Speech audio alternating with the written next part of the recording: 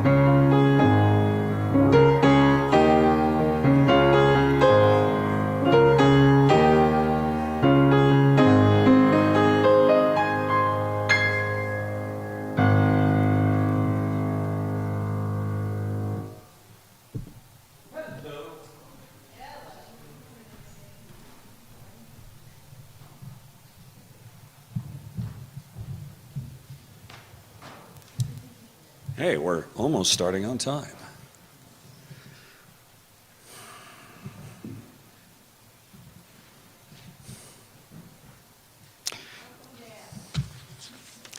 Sandra is here. The entire Social Action Committee is here, I believe. Good morning. I'm Dan Tynan, a member of this society since 1998. I have a place in Shelburne, but I'm spending most of my time these days in Seattle area because of grandchildren, like everybody. It's great to be back here with you in person where the sap is flowing and the pancakes are on the griddle at the sugar houses. And even though it is mud season, don't forget the spring equinox is only 2 weeks away. Now, I realize a lot of us are not in the best of moods with political events going on. So this morning we're going to dissipate the gloom in the atmosphere by singing some wonderful hymns that might be a little unfamiliar, but I chose them for either their support of my topic or because they just feel good. So, and my topic this morning is the free church. So let's get started with the All Souls Choir. I will bang out on the... Oh, I forgot the chalice. I don't have my orchestras. I'm sorry. How about we read each other and read the song? Yes. I'm going off of my... You don't have your book open. It's 9:30 by my body clock. Yes, welcome home, dude. All right. I invite everyone to breathe. Breathe deeply, come into this room, be present, be focused, and most of all, be at peace. In the words of Reverend Kathleen McTeague, we come together this morning to remind one another to rest for a moment on the forming edge of our lives, to resist the headlong tumble into the next moment until we claim for ourselves awareness and gratitude, taking the time to look into one another's faces and seek communion.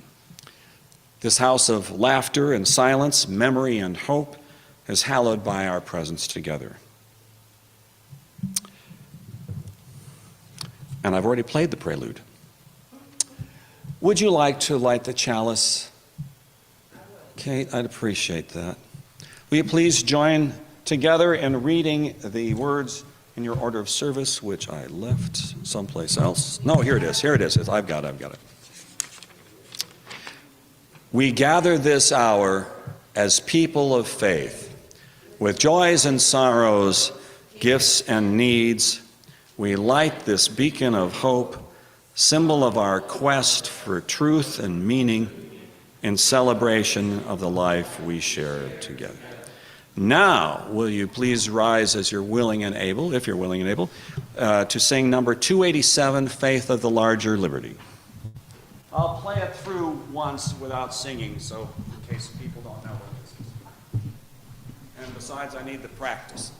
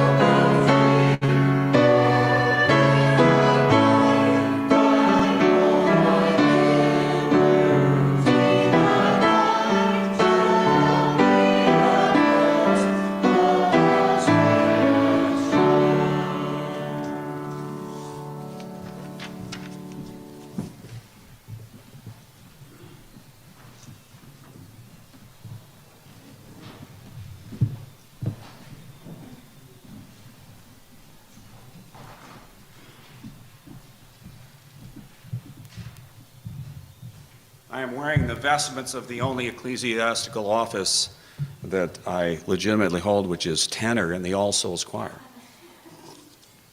It's great to be singing with you guys again. Let's read together the congregational covenant that is printed in your order of service. In this house, we covenant with one another. Create a community built on a foundation of love, to work together to promote equality, justice, and peace, accepting responsibility for our individual acts, to stand on the side of love, embracing the liberation of the oppressed, and working to end discrimination and unjust privilege to communicate with kindness and support, and to serve with compassion and commitment, to listen respectfully and value our diversity as a source of our collective strength, to learn and grow together, generously sharing our time, talent, and resources, to celebrate the joys of discovery from the wonder of youth to the wisdom of age, to openly share laughter and our tears.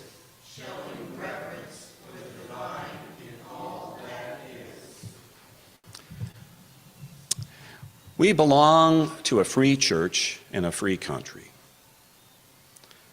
which raises the question, why do we take up a collection?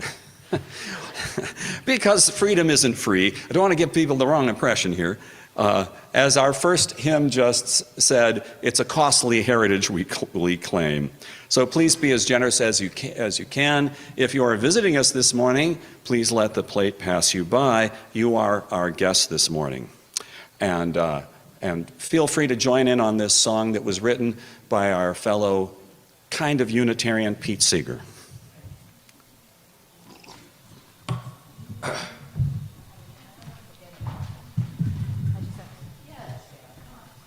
Yeah, we got the lyrics.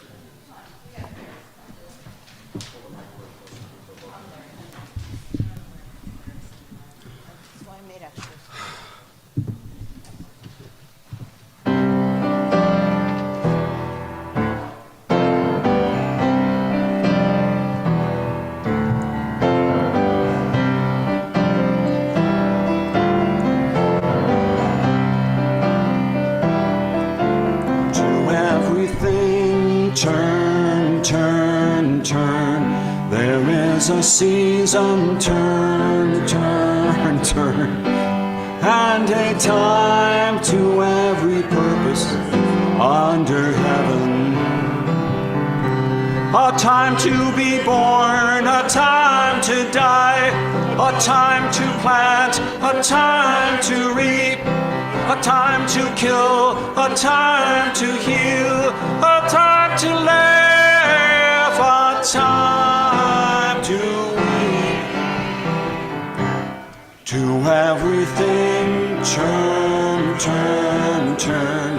There is a season, turn, turn, turn. And a time to every purpose under heaven. A time to build up, a time to break down, a time to dance, a time to mourn, a time to cast away stones, a time to gather stones together. To everything turn, turn, turn. There is a season, turn, turn, turn. And a time to every purpose under heaven. A time of love, a time of hate, a time of war, a time of peace. A time you may embrace, a time to refrain from embracing. To everything turn, turn, turn. There is a season, turn, turn, turn. And a time to every purpose under heaven. A time to gain, a time to lose, a time to rend, a time to sow, a time for love, a time for hate, a time for peace. I swear it's not too late.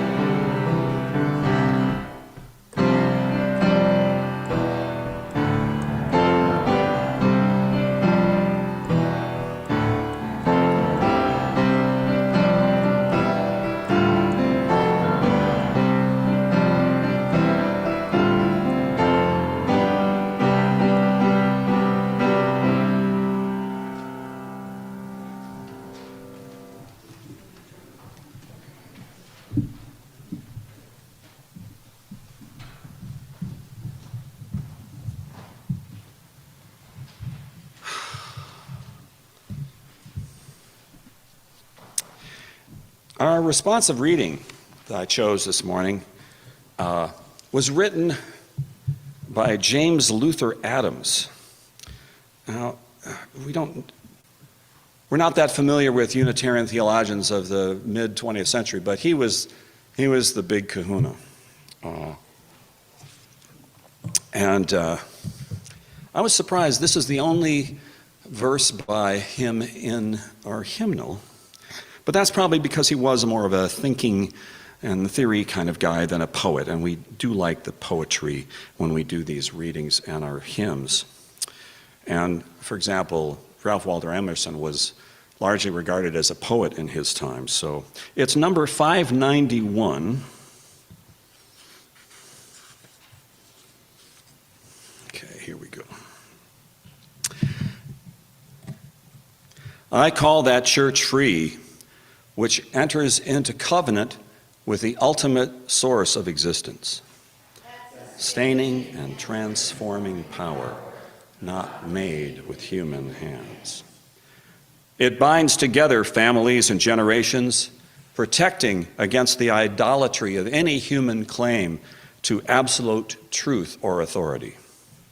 This covenant is the charter and responsibility and joy of worship in the face of death as well as life. I call that church free that brings individuals into a caring, trusting fellowship that protects and nourishes their integrity and spiritual freedom, that yearns to belong to the church universal. It is open to insight and conscience from every source. It bursts through rich tradition, giving rise to new and living language, to new and broader fellowship. It is a pilgrim church, a servant church, on an adventure of the Spirit. The goal is the prophethood and priesthood of all believers, the one for the liberty of prophesying and the other for the ministry of healing. It aims to find unity in diversity under the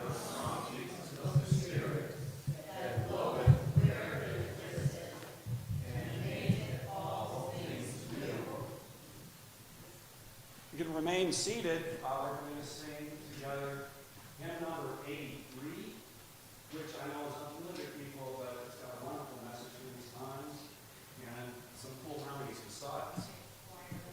Yeah, you guys.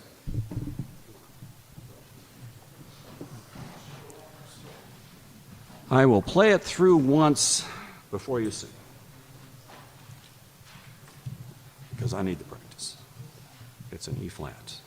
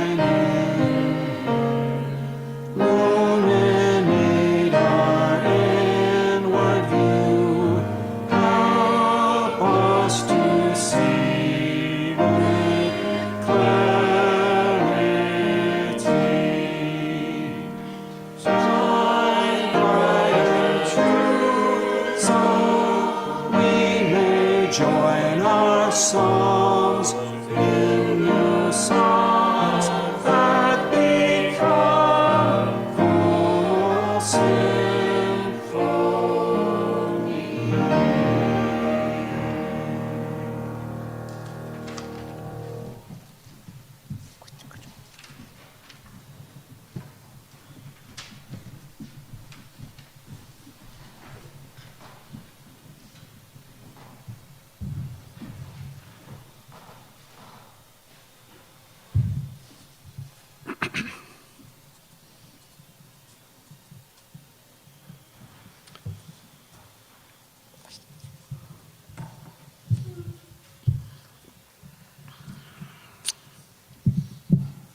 In 1933, despite never having won a majority of votes in a free democratic election, Adolf Hitler's Nazi Party seized power in Germany. Now, at the time, Germany was an overwhelmingly Christian country, about 2/3 Protestant and 1/3 Catholic. Only 1% of Germans were Jewish. Now, the Nazis set out to bring the regional evangelical Lutheran churches under their control, and Protestants generally had supported the Nazi Party. So a right-wing group of Protestants formed a group called the Deutsche Christen, hoping to make a single national church that would be compatible and friendly to Nazi values. And in November of 1933, they held a mass rally of 20,000 of them to pass 3 resolutions.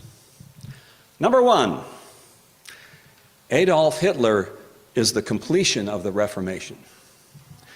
Number 2, Jews who have been baptized are not really Christians. They must be dismissed from the church and cannot serve as ministers. And number 3, the Old Testament is a book of non-Aryan Jewish superstitions that should be excluded from our Bibles. Now, these radical proposals were condemned as heresy by many of the Lutheran clergy, and in response, Hitler, whose grasp on power was still tenuous at the time, replaced his minister for state religious affairs with a more diplomatic person. There were about 18,000 pastors in Germany at the time, and 3,000 of them were pro-Hitler. 3,000 were vehemently against Hitler. That leaves 12,000 in the middle who didn't want to rock the boat. Speaking of the 3,000 who opposed him, 3 days after Hitler seized power, a renowned young pastor and theologian by the name of Dietrich Bonhoeffer went on the radio and started to give a speech criticizing the Nazis until his mic was cut off. And that was only the first of the repressive acts Bonhoeffer would experience over the next 12 years.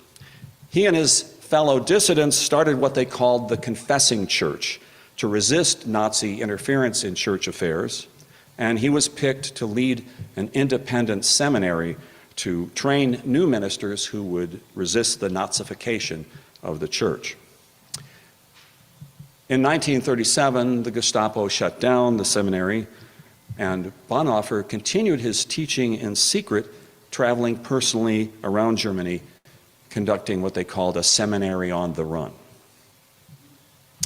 As we look back on this history, the question is, how did a rational, scientific society, a historically Christian society that had founded the Protestant Reformation and had the music of Bach and Beethoven, how did they get seduced by the Nazis? From a religious standpoint, how could the followers of Jesus witness Kristallnacht and seeing their neighbors hauled away to they knew not where? How could they see this and do nothing?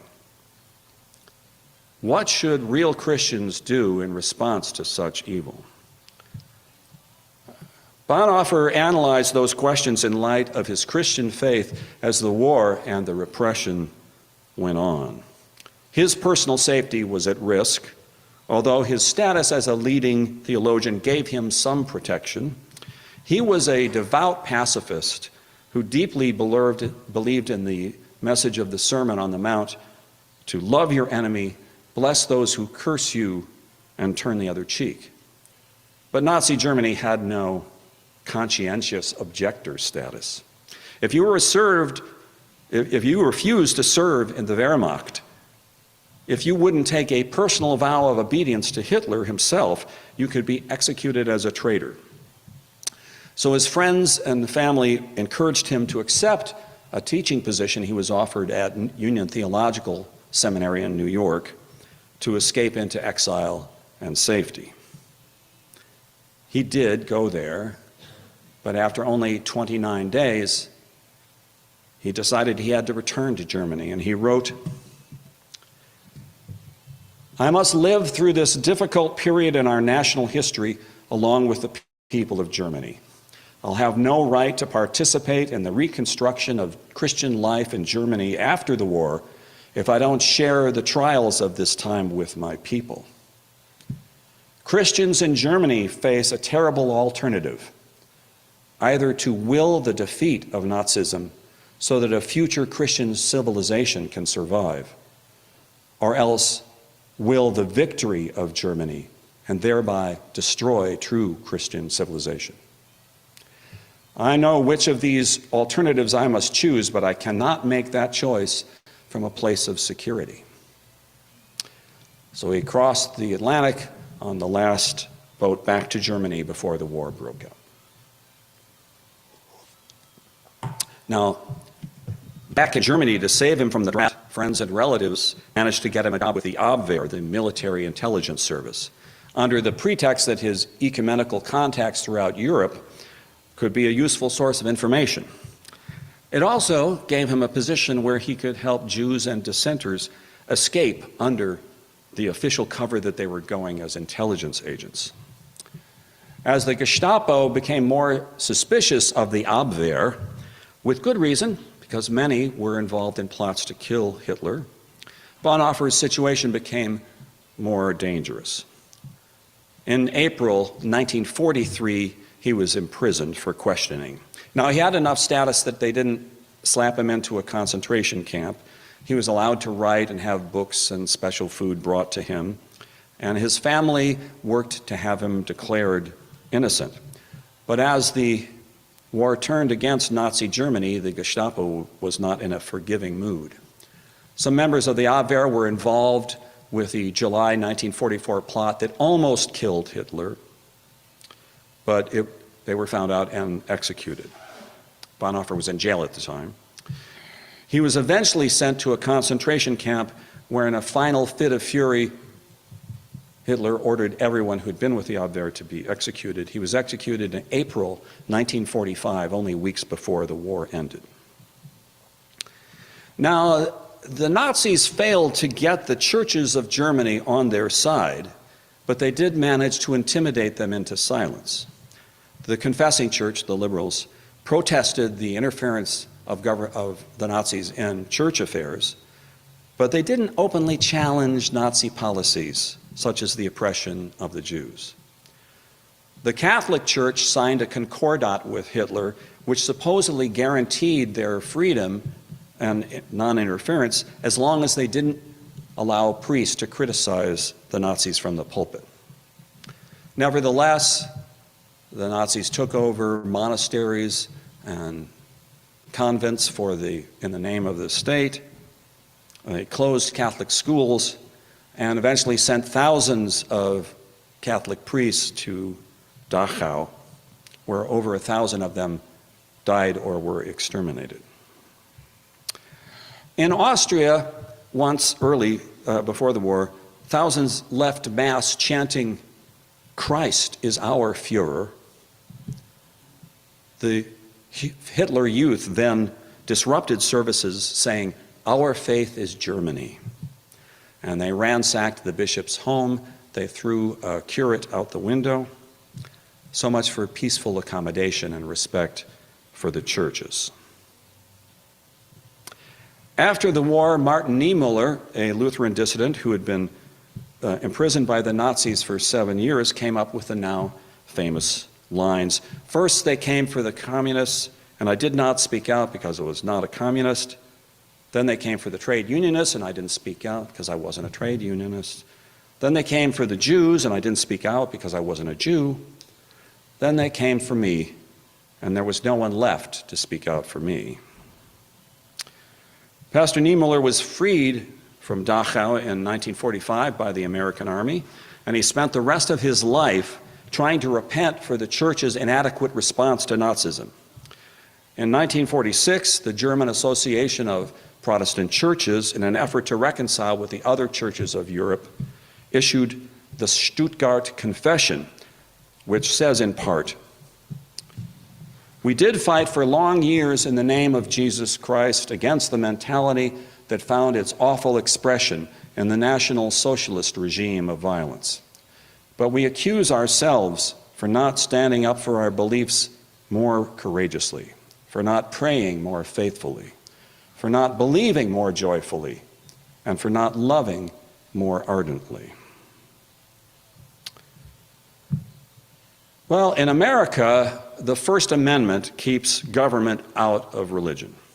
As long as the Constitution stands, they can't keep us from assembling as we do now in independent religious congregations, and the government can't start a religion or favor one over the other.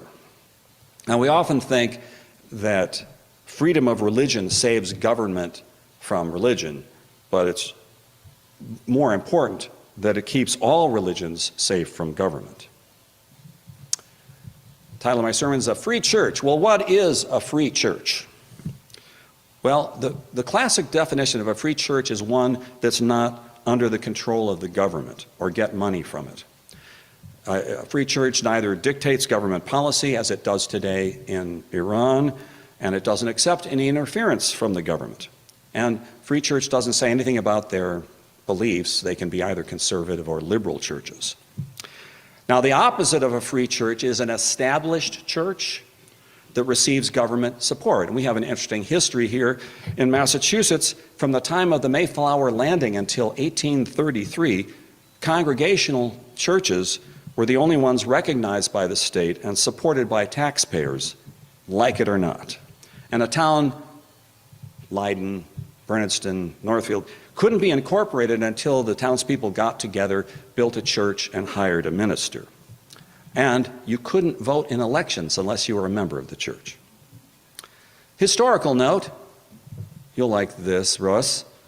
All Souls was a faction that broke off from the First or Second Congregational Church in 1825, but since it was Unitarian, we never received state support. And it was actually the conversion of many congregational churches into Unitarian churches that led to the end of state support of any church in Massachusetts in 1833. Now, note that the First Amendment keeps the federal government from establishing a religion, but at the time, they didn't apply that to the states yet. And by the way, in colonial times, in the South, they would establish the Anglican Church as the state religion. And it's no surprise that the first presidents of the United States were either Congregationalists, Unitarians, or Episcopalians.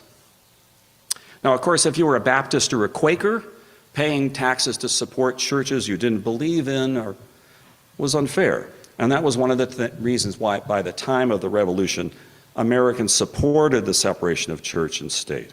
It was our wide open frontier that attracted oppressed religious minorities from Europe, such as the Quakers and the Mennonites, the Baptists, which led to a wide spectrum of beliefs across the population, no matter what the state said the official religion was. American churches also realized that government support comes with strings attached.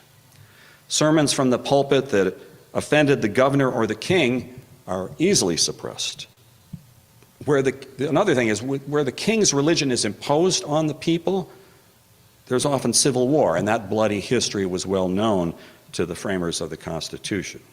When they sat down in Philadelphia after the Constitution had been approved to compose the Bill of Rights, it's understandable that freedom of religion from the federal government and freedom of speech were in the First Amendment they wrote.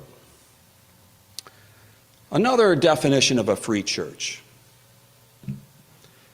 it isn't merely free from interference or control by the government, it's free from adherence to ancient dogmas and creeds wherever they contradict the truth as we have come to know it. A free church must also be free from the fads and passions of the moment, from following the masses who may be deluded by propaganda, as they were in Nazi Germany, manipulation, or simply going along to get along like those 12,000 pastors. A free church can't be afraid to rock the boat, to challenge what it believes to be wrong and immoral.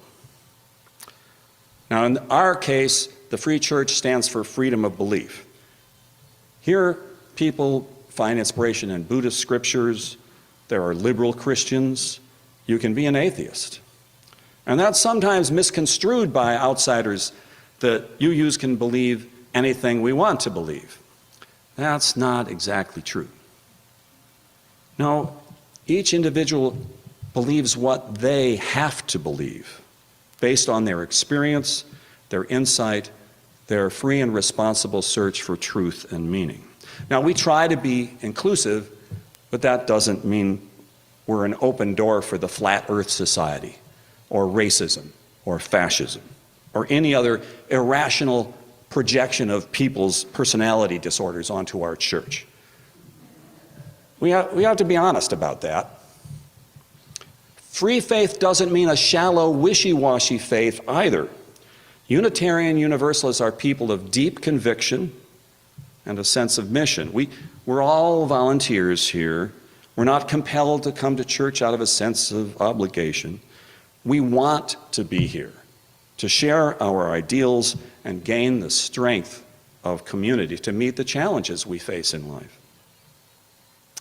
When Dietrich Bonhoeffer left the safety of New York on that ocean liner in 1938 to return to his homeland, which had been taken over by a regime that he despised and deeply believed was against the will of God, he knew the fate that was likely to befall him. Now, his religious beliefs are very different from mine and probably yours, but I respect his willingness to go the distance, his prophetic insight into what was happening to his country, and seeing it in the larger framework of the infinity of all being, instead of being diverted into the world of compromise and making excuses for not acting. Would you have that kind of courage to get on that boat? Would I?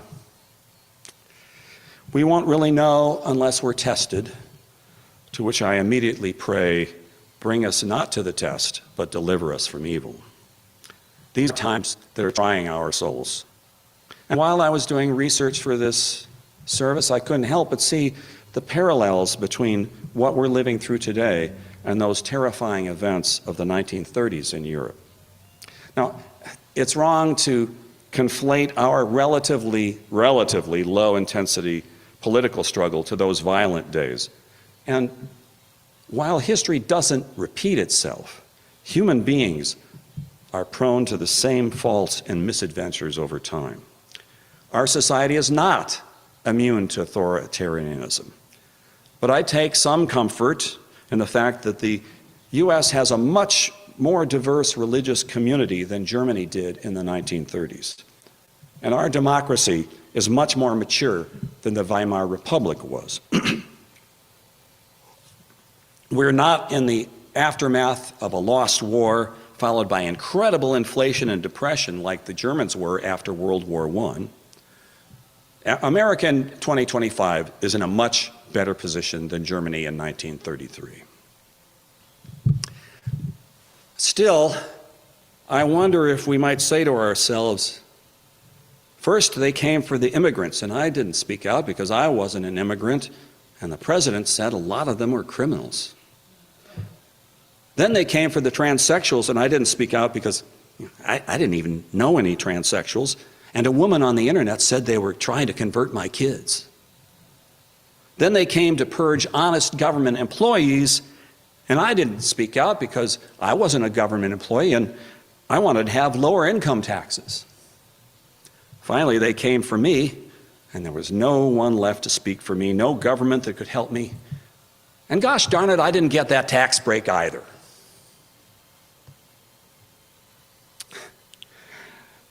It's good to be together this morning like this to sing songs of joy and freedom and insight.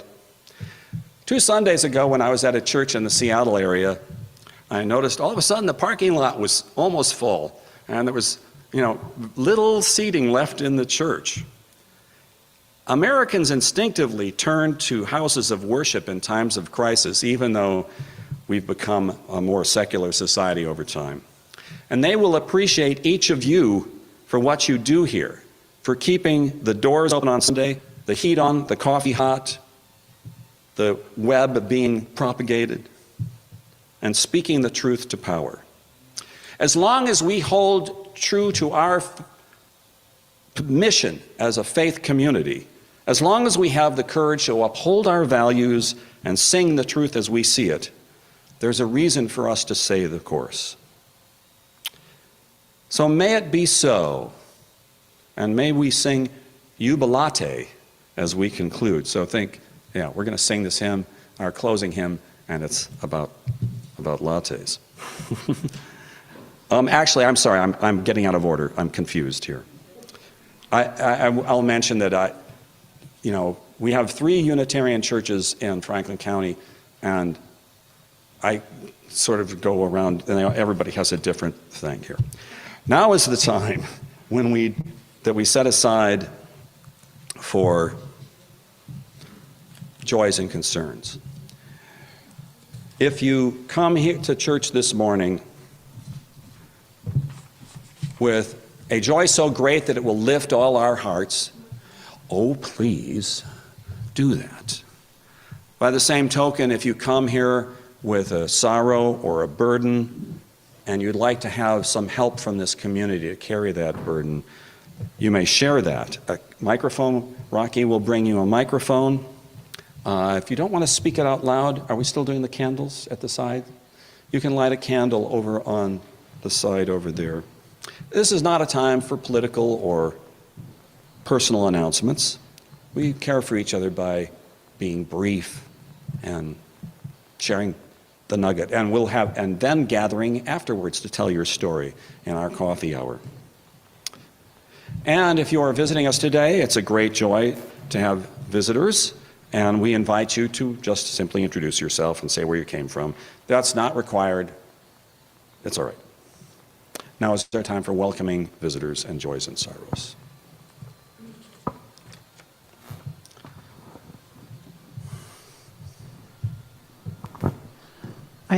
This is Kate Mason, and I'd like to light a candle for Marilyn Christian, who fell and was brought to the emergency room yesterday, and I haven't gotten in touch with her since then, so she's pray for healing.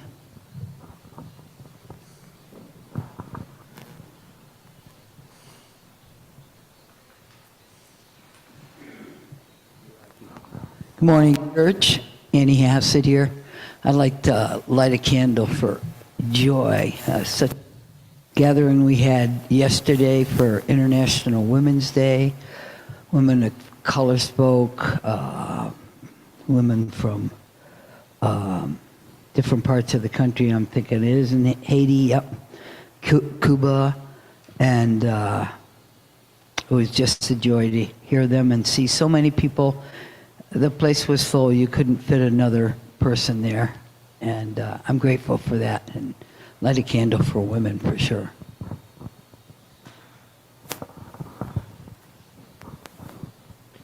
I would like to light a candle for my sister, Jolene. I lost her on Tuesday. It was all of a sudden. So I'd like to light a candle for that. Thank you.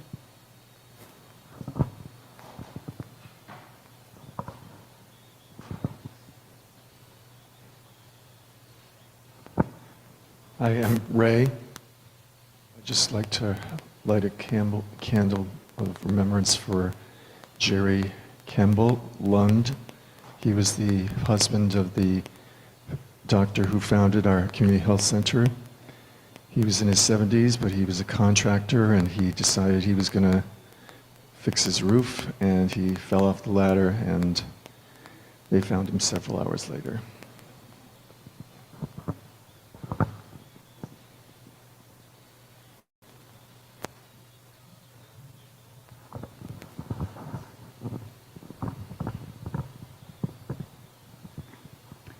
I have a joy, and it was going through some of my material. Oh, sorry. I should know that by now. I'm Karen Schaefer. So I was going through some of my materials from when I taught kindergarten in Senegal. And I came across this poem by this one child, and he didn't sign it, so I can't remember which child it was, but it's called The Garden. Love, I love, okay, it's just very wonderful, even flowers. The garden so pretty around my face. I believe, die, so sad, even I cry, nothing to see. And here's the picture on the other side. The flowers that are blooming and the flowers that are no longer blooming. And I thought that was such a beautiful thought, and his drawing illustrates it.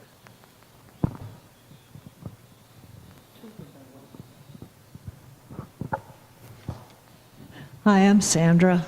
I want to light a candle of prayer and support for Robin Panagakos, who's in Bay State Medical last night. May she heal.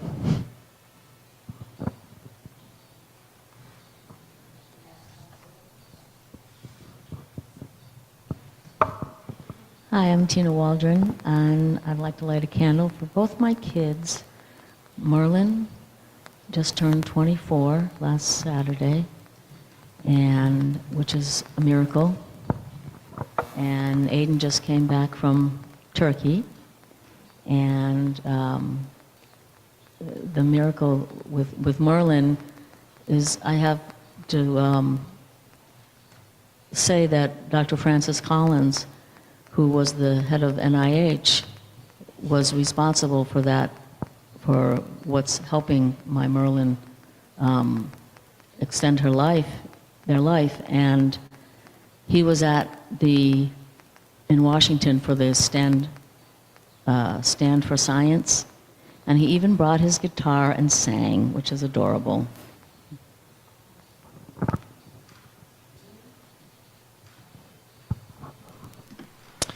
We have a couple of people would like to share some joys here. Christy Gressick offers, please light a candle for my Uncle Walt in Minnesota, who is in the hospital with multiple health issues. And Jay Lincoln Hurst offers a joy, thanks to Dan. Your presence is like looking forward to Thanksgiving dinner. It's so good that I relish the anticipation.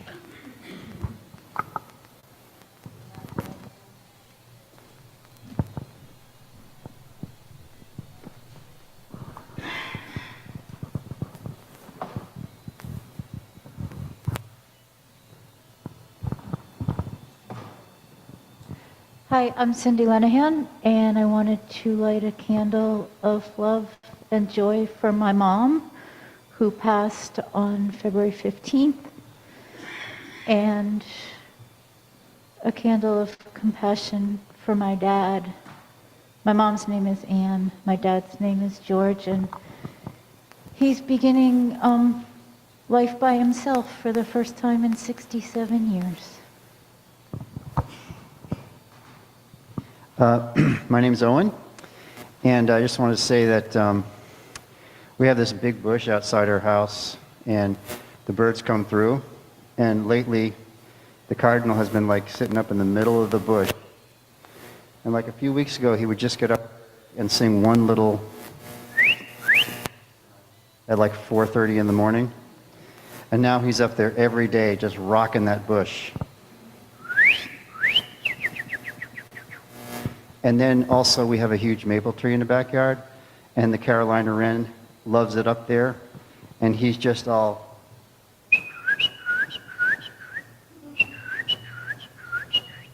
And they're like, you know, winged messengers from the spirit world, and we're very grateful and joyful to have them.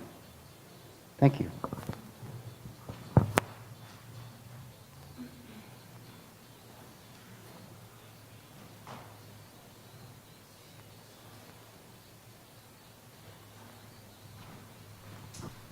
We have one more from Zoom.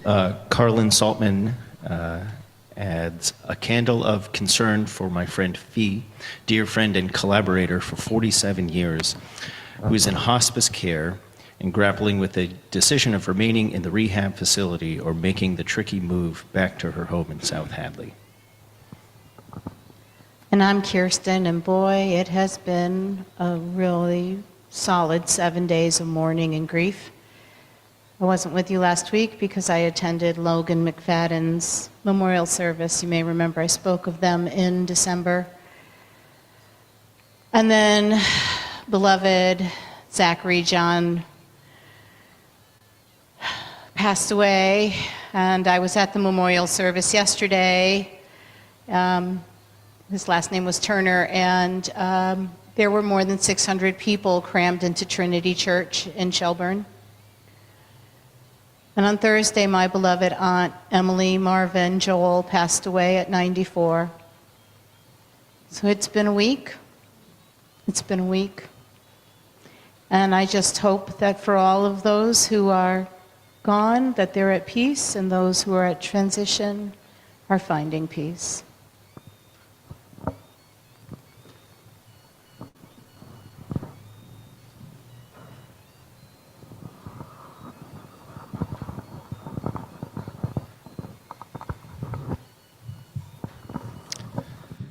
We'll light one virtual candle for those joys that remain unspoken in our hearts.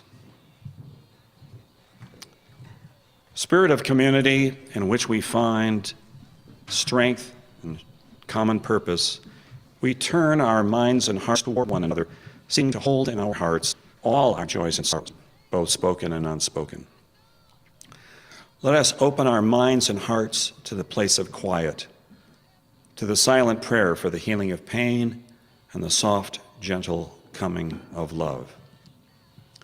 I now invite us to a time of silent reflection.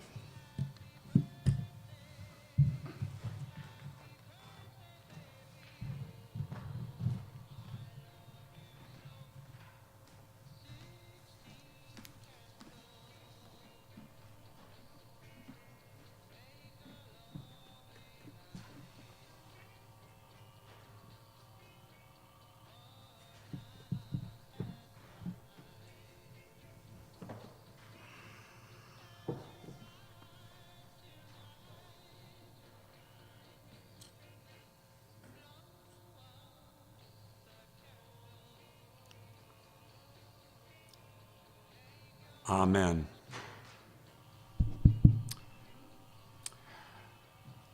Will you please join me in singing Prayer to Friends, which is in an insert in your order of service, in your hymnal, I'm sorry, at the front of your hymnal.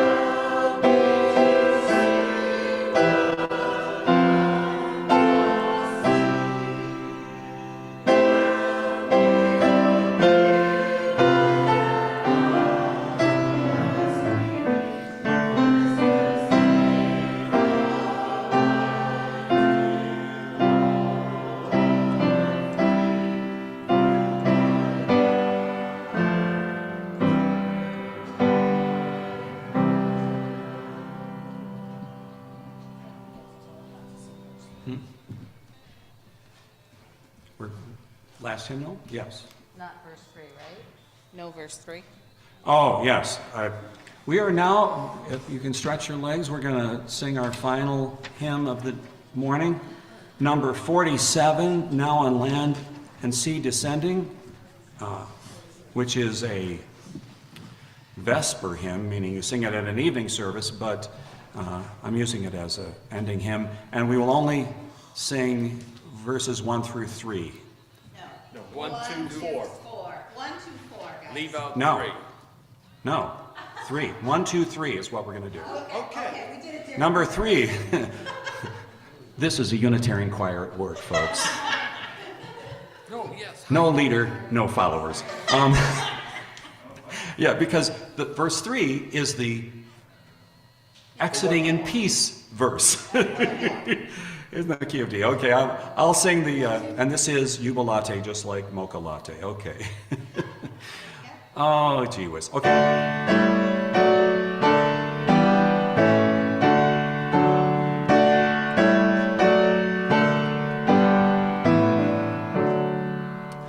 Now on land and sea descending, brings the night its peace profound. Let our vesper hymn be blending with the holy calm around. Jubilate, jubilate,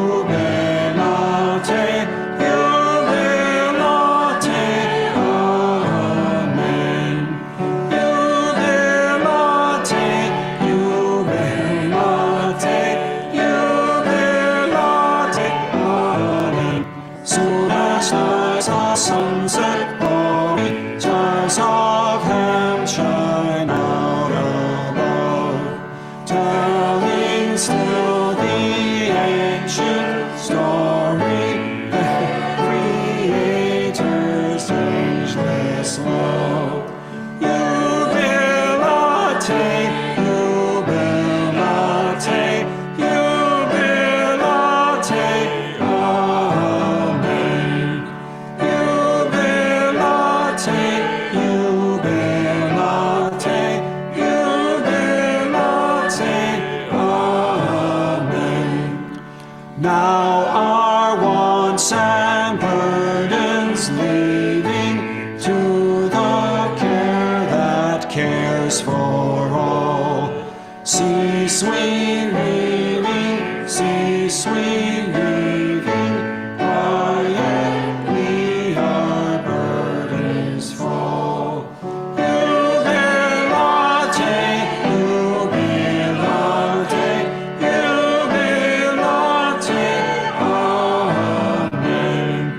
Jubilate, jubilate, jubilate,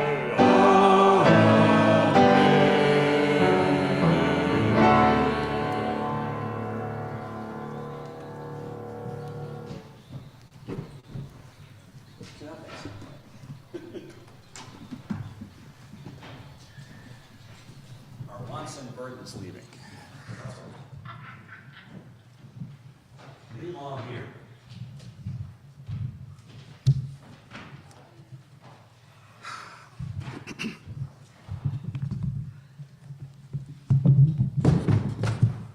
Oh, no. Okay, it's fine. Okay. Good.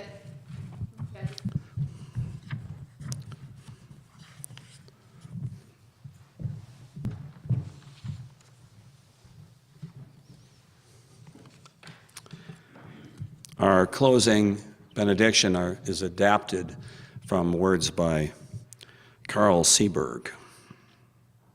And the music is, well, it's in the hymnal, and it's sung to a Transylvation tune there. God, what is the word that some of us use to describe the ultimate source of existence, the sustaining and transforming power not made with human hands? Thou who fills the universe from the atom to the stars, make firm our changeful hearts so that we may do our part and bring joy to all the earth. Thou who webs the universe with amazing mysteries, make glad our fragile souls so that we can see life whole and bring hope to all the earth. God, who keeps the universe by the truths of living love, make strong that love in us so we can set it free and bring peace to all the earth. Go in peace, go in joy, and come back. Thank you so much for your kind attention. And we'll have coffee. We have announcements now, right? No postlude. We go straight to the coffee because it's daylight savings time. We need the coffee more than ever. No truer words. Okay, so this is the time for announcements. So if you have an announcement, please raise your hand. Hi. So the book launch, 200 Years at All Souls, has been postponed till next month. It's not quite printed yet. So anyway, that's not happening on March 23rd. Okay, I saw another hand.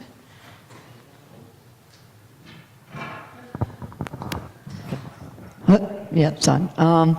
Yes, on Saturday, March 29th, at GCC, there will be an event by Resilient Greenfield, which is a relatively new group, and the focus of the event will be learning about ways that people can get involved in a volunteer effort to plug in volunteers to different community organizations. So if you're interested in that, or you have an organization that needs volunteers, that is going to be a good place to be. And then in that afternoon, Saturday 29th, also at GCC, there will be a teach-in on the climate crisis. Stone Soup will be catering that lunch. I'll be speaking on the morning panel. Don't miss it.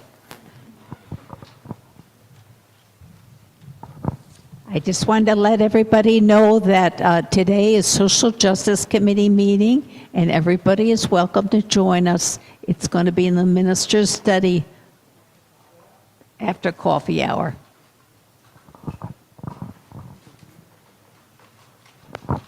Hi, I'm Russ. I was your greeter in the entryway this morning. If anybody's here for the first time, we have a guest book in the entryway.